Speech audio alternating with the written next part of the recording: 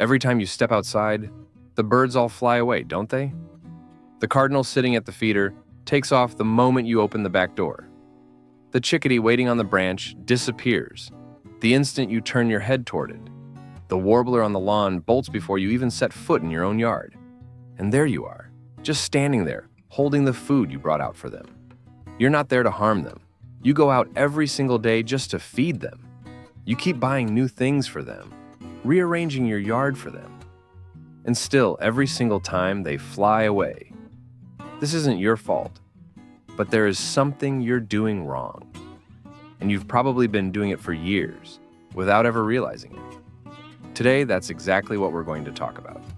Why birds are afraid of you, what you're actually doing that makes them run, and what you need to do to go from being a threat in their eyes to being someone they trust. Welcome to my channel. If you're new here, don't forget to subscribe before we go any further.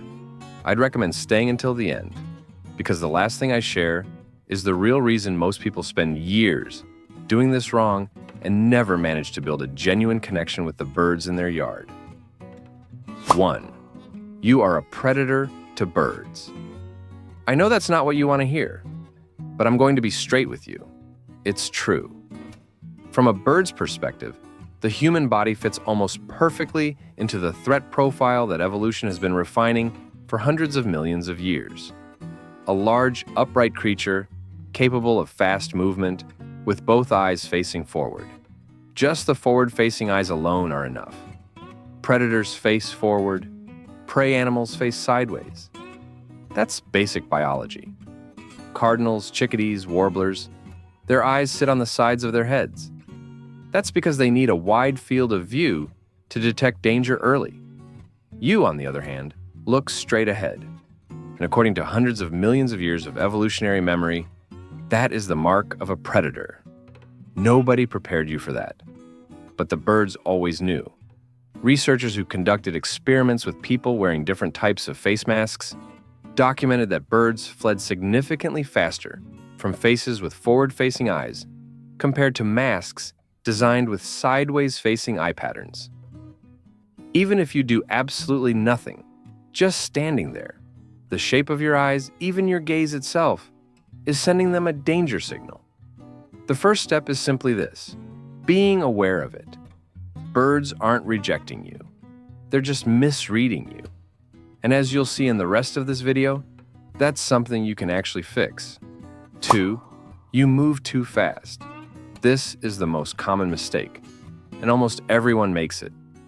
You walk outside, head toward the feeder, fill it up, go back inside. To you, that's routine and harmless. But to a bird, that's a large creature moving unpredictably at speed. When a bird is assessing a threat, the first thing it clocks is how fast something moves. Large creatures that move slowly, slow-moving grazers, are not a threat. Large creatures that move quickly are predators, shifting into hunting position. Without realizing it, every fast step you take, every sudden turn, every quick motion of your hand, you're mimicking the body language of an animal on the hunt. Research from the Cornell Lab of Ornithology on urban bird habituation found that slow, predictable human movement increased birds' tolerance for proximity by an average of 40%. 40% just by slowing down. Here's what to do in practice. Every time you enter your yard, move like you're underwater. Everything slow, fluid, predictable. No sudden stops, no sharp turns, no quick arm movements. Just slow down. 3. You're looking directly at them. As humans, when we're interested in something, we look right at it, unblinking, straight on. And in a bird's mind, that translates to one thing: a predator has locked onto its target. In nature, no predator stares that long and that directly at something it isn't planning to hunt.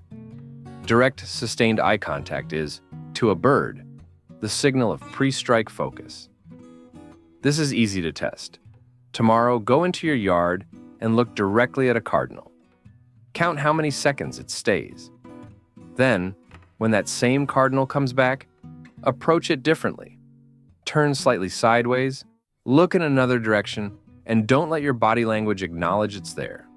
You'll see the difference with your own eyes. Experienced birders have been using this technique for years. They never look directly at the bird.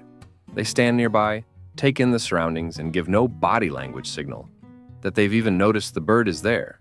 And the bird categorizes them not as a threat, but as a large, harmless presence. 4.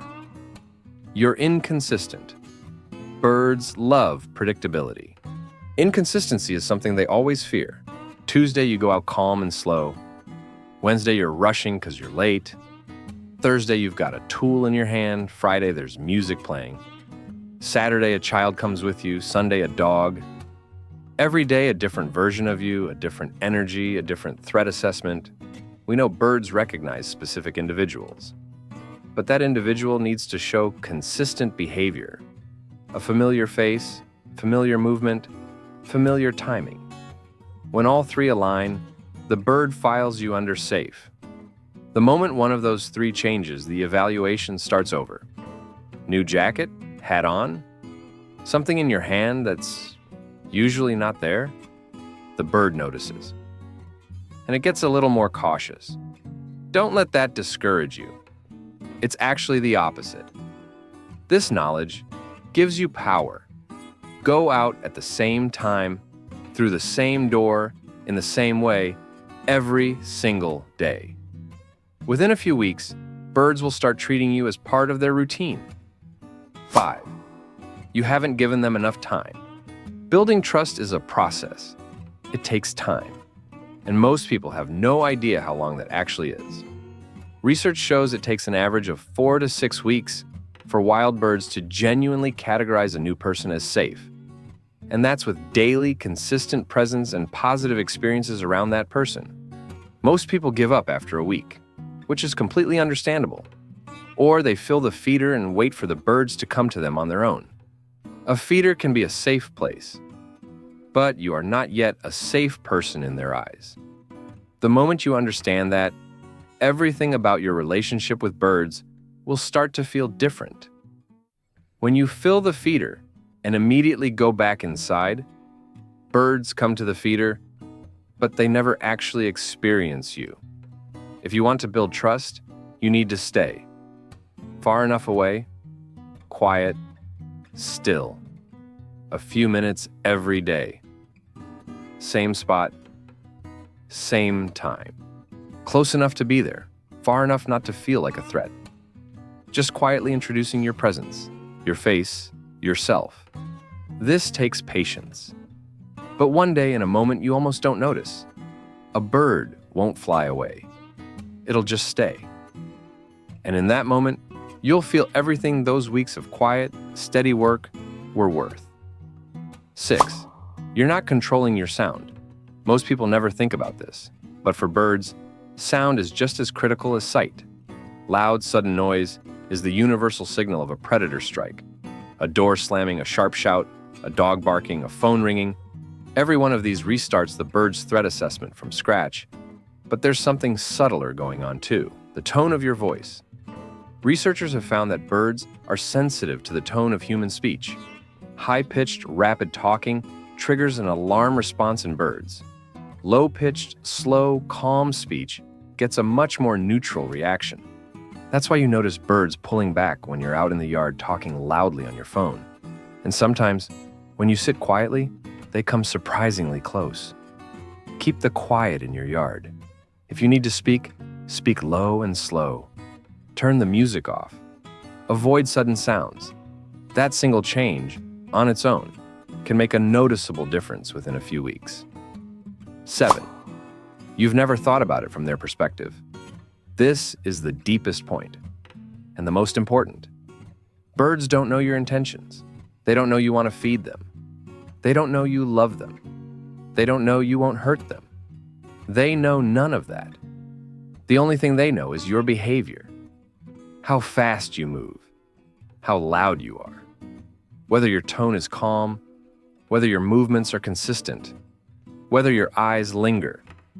They collect that data every single day and make one decision, dangerous or not. And here's the strange part. No matter how much you love birds, no matter how much you want them close, those feelings don't reach them. The only thing that reaches them is what you do. But that's actually good news. Because you can change what you do. You can't change what you feel, but you can change what you do.